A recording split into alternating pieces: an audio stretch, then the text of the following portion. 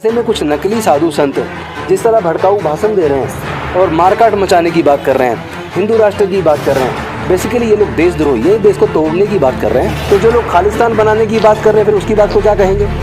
ऐसे तो हर कोई अपने अपने धर्म के हिसाब से राष्ट्र बनाने की बात करेगा तो भारत कमजोर हो जाएगा। जो भी लोग संविधान के खिलाफ बात करें, जो भी लोग देश के संविधान को तोड़ने की, जलाने की बात करते हैं या जलाते हैं या संविधान बदलने की बात करते हैं, वो सब लोग कहीं ना कहीं भारत को राजतंत्र की तरफ ले जाने की और मनुस्मृति का शासन लाने की बात कर रहे हैं।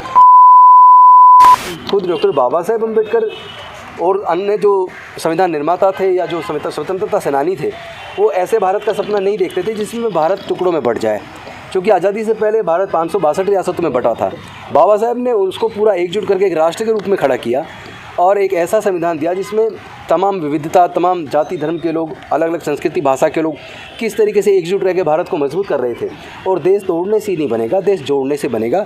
देश नफरत से नहीं बनेगा, देश प्यार से बढ़ेगा। बड़े बड़े कैंप लगाए जा रहे हैं, टेंट लगता है लाखों रुपए का, इनको हवा पानी कहाँ से मिल रहा है? मैं समझता हूँ कि इसके लिए केंद्र की सरकार जिम्मेदार है और देश का न्यायालय जिम्मेदार है। मैं उनकी तरह की नफ़रत की बात तो नहीं करूंगा, क्योंकि मैं तथागत बुद्ध बाबा साहेब को मानने वाला हूं।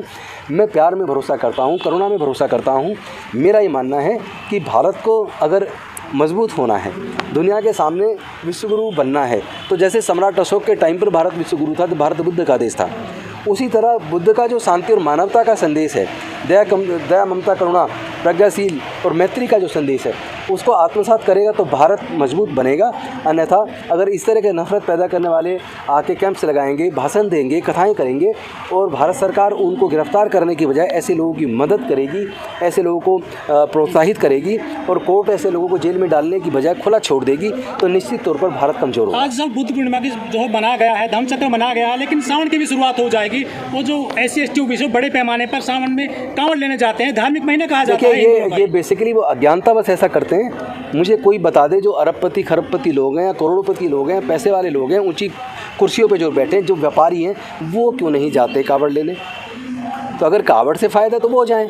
ये तो वो लोग जा रहे हैं जिसके पास भरपेट खाना नहीं है, बच्चे के पढ़ाई के लिए पैसा नहीं है, रोज़गार नहीं है, और जो पढ़ भी रहे हैं या रोज़गार छोटा मोटा कहीं फैक्ट्री में काम कर रहे हैं, वो 15 दिन अपने स्कूल से, कॉलेज से पढ़ाई की छुट्टी लेते हैं, अपनी फैक्ट्री से, कारखाने से नौकरी की छुट्टी लेते हैं, तो 5, 6, 10, 8, 10 हज़ार रुपया तो वैसे खर्च देते हैं और जो उनकी तनख्वाह होती है वो 15-20 दिन की उनकी तनख्वाह मारी जाती है।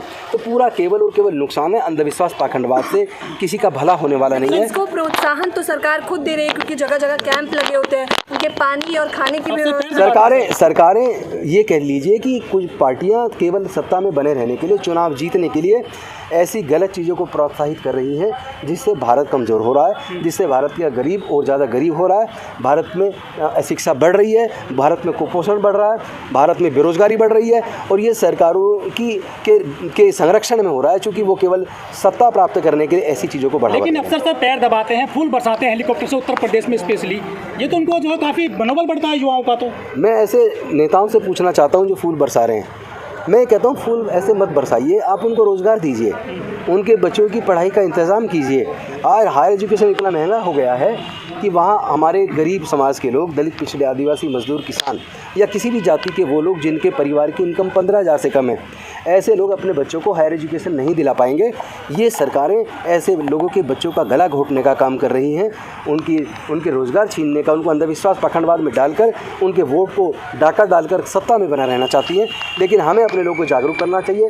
मैं स्वयं पूरे देश में जाकर अपने लोगों को जागरूक कर रहा हूँ कि वो कावड़ लेने ना जाएं। ये कथावाचक अब चुनाव से पहले सब जगह कथावाचक आएंगे, कहीं पे कथावाचक अपनी कथा सुना रहे होंगे, कहीं पे नए नए धर्म गुरु संत महात्मा आएंगे और जागरण होंगे और बड़े बड़े भंडारे लगेंगे। ये सारा जो प्रायोजित उपक्रम होगा, ये सारा सत्ताधारी पार्टी की तरफ से होगा ताकि वो लोगों को बरगला के उनकी वोट को चुरा सके और सत्ता को हासिल कर सके। गौतम जी, मैं अपने लोगों से निवेदन करूंगा, इनके बरगलावे में न आए, तो हमें बहुत ही जागरूक रहना है और अपने बच्चों को ऐसे कामों से दूर रखो जहाँ धर्म के नाम पर नफरत पैदा। गौतम जी, आपके नाम पर भी 50 लाख की सुपारी दी गई थी परमहंस के द्वारा, ऐसा कहा गया था, लेकिन जो बड़े एक युवा नेता हैं दलितों के, उन पर हमला कर दिया गया है। दलितों के नेता निशाने पर क्यों है आजकल मनुवादियों के? देखिए, जब हम हज़ारों साल की गुलामी से निकल के बाबा साहेब ने हमें रास्ता आगे बढ़ने का बनाया और उसकी वजह से थोड़ा हमारे जीवन में स्वाभिमान का जो जीवन हमें मिला, थोड़ी बहुत तरक्की होने लगी, ये उनको पच नहीं रही है।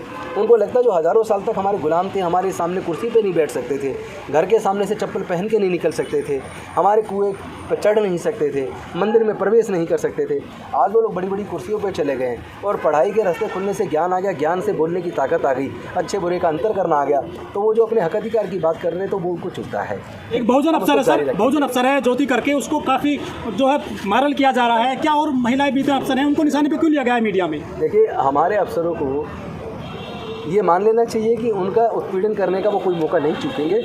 ऐसे लोगों को डॉक्टर बाबा साहब अम्बेडकर के मार्ग पर चल के समाज को मजबूती देनी चाहिए और अपने अच्छे आचरण से वो लोग अपना कैरेक्टर बिल्डअप करें और डरने की किसी को कोई ज़रूरत नहीं है। हम सब लोग हैं उनके लिए लड़ने। सर एक मामला और सर, नोएडा में सर बौद्ध विहार है, उस पर काफ़ी लटका हुआ है, मतलब खतरा, वो किस तरह से सर पूरा होगा? मैं समझता हूँ हमारे लोगों की गलती है, इसमें कोई इसको आप दूसरे अदरवाइज़ ना लें।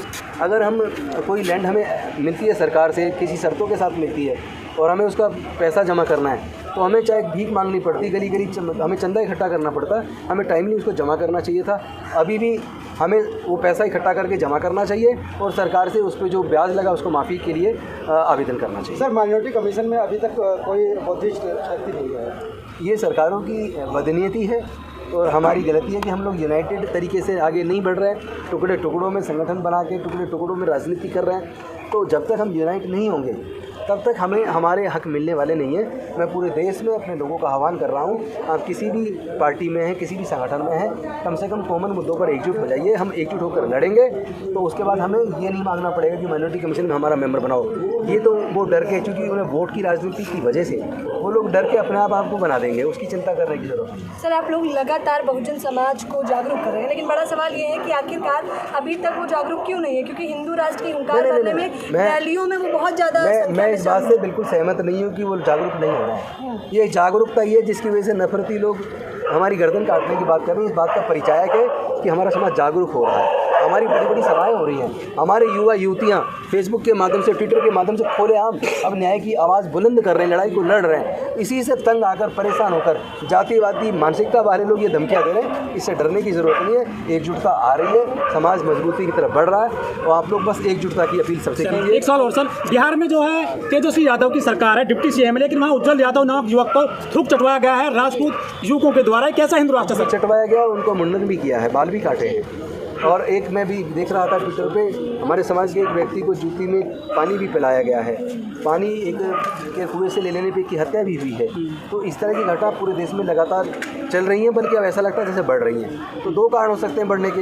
एक तो ये कि पहले लोगों की नोटिस में ना तो बहुजन सोशल मीडिया इतना एक्टिव हो गया है, उससे वो चीज़ पब्लिक की नज़र में आने लगी है। और दूसरा ये भी हो सकता है जब आप जागरूक होते हैं और अपने हक अधिकार के लिए लड़ते हैं तो जातिवादी गुंडे उत्पीड़न बढ़ा देते हैं डराने के लिए। लेकिन हमारे लोग डरेंगे नहीं, हमारे लोग शांतिपूर्वक तरीके से बाबा साहब और बुद्ध के मार्ग पर चल के अपने अधिकार सुनिश्चित करेंगे।